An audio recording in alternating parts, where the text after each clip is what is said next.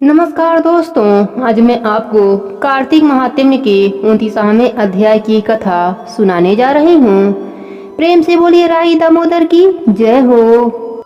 इतनी कथा सुनकर ऋषिवर कहने लगे कि हे सूत जी, अब हम आपसे तुलसी के विवाह की विधि पूछना चाहते हैं, सो कृपा करके वर्णन कीजिए।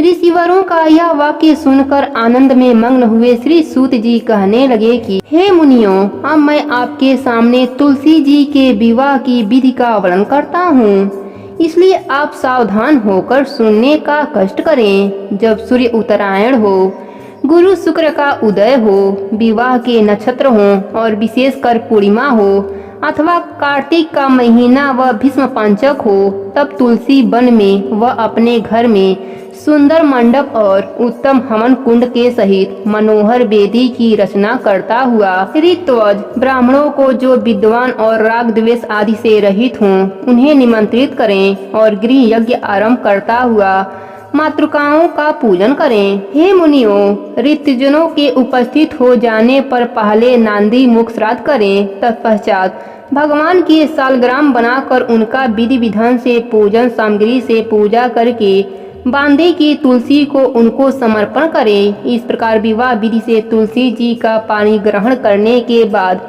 विधि पूर्वक होम करें। इसके बाद सपत्नी, यजमान, भाई, बंधु और सेवकों के साथ चारों ऋतजों के सहित विष्णु भगवान की प्रेम प्रदक्षिणा करता हुआ शांति पाठ और मंगल गान के साथ साथ बाजे आदि भी बजाने चाहिए। हे मुनीश्वरों, ऐसा हो जाने के बाद यजमान को गौदान और सैया दान करना चाहिए।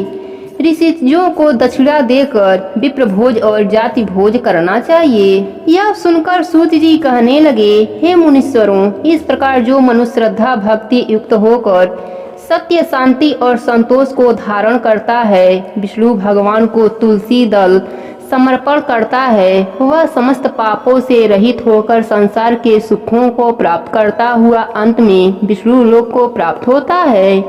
इसमें कुछ भी संशय नहीं है। हे मुनीश्वरों, जिस प्रकार से तुलसी जी के विवाह की विधि बताई गई है, उसी प्रकार आंवला, समी और पीपल के विवाह की विधि समझनी चाहिए। अब मैं आप सबको तुलसी का इतिहास बता रहा हूँ। तुलसी पूर्व जन्म में एक लड़की थी जिनका नाम वृंदा था। राधा जी के श्राप से उनका जन्म राक्षस कुल में हुआ था। तुलसी बचपन से ही भगवान विष्णु की परम भक्त थीं। बड़े ही प्रेम से भगवान की सेवा पूजा किया करती थीं। जब वह बड़ी हुई तो उनका विवाह राक्षस कुल में दानव राजा जलंधर से हो गया। जलंधर समुद्र से उत्पन्न हुआ था। वृंदा बड़ी ही पतिव्रता स्त्री थी, सदा अपने पति की सेवा किया करती थी। एक बार देवताओं और दानवों में युद्ध हुआ। जब जलंधर युद्ध पर जाने लगा तो वृंदा ने कहा, स्वामी, आप युद्ध पर जा रहे हैं, आप जब तक युद्ध में रहेंगे मैं पूजा में बैठकर आपकी जीत के लिए अनुष्ठान करूंगी, और तब तक आप वापस नहीं आ जाते तब तक मैं अपना संकल्प नहीं छोड़ूंगी।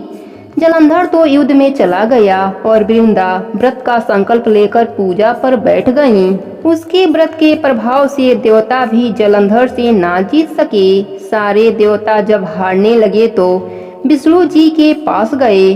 सबने भगवान विष्णु से प्रार्थना की तो भगवान विष्णु कहने लगे कि वृंदा मेरी परम भक्त है, मैं उसके साथ छल नहीं कर सकता। फिर देवता बोले, प्रभु, दूसरा कोई उपाय भी तो नहीं है, अब आप ही हमारी मदद कर सकते हैं। भगवान विष्णु ने जलंधर का ही रूप रखा और वृंदा के महल में पहुंच गए। जैसे ही वृंदा ने महल में आया हुआ अपने पति को देखा, वह तुरंत पूजा पर से उठ गई और उनके चरणों को छू लिया। जैसे ही उसका संकल्प टूटा, युद्ध में देवताओं ने जलंधर को मार दिया और उसका सिर काट कर अलग कर दिया। उसका सिर वृंदा के महल में गिरा। जब वृंदा ने देखा कि मेरे पति का सिर तो कटा पड़ा है, तो फिर यह जो मेरे सामने खड़े हैं यह कौन है? उसने पूछा, आप कौन हो जिसका मैंने स्पर्श किया? तब भगवान विष्णु अपने असली रूप में आ गए। वह कुछ ना बोले। वृंदा सारी बात समझ गई।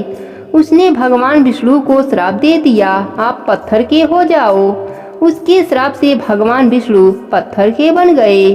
सारे देवी देवता हाहाकार करने लगे। लक्ष्मी जी रोने लगी और प्रार्थना करने लगी। फिर वृंदा ने भगवान विष्णु को वापस वैसा ही कर दिया और अपने पति का सर लेकर सती हो गई।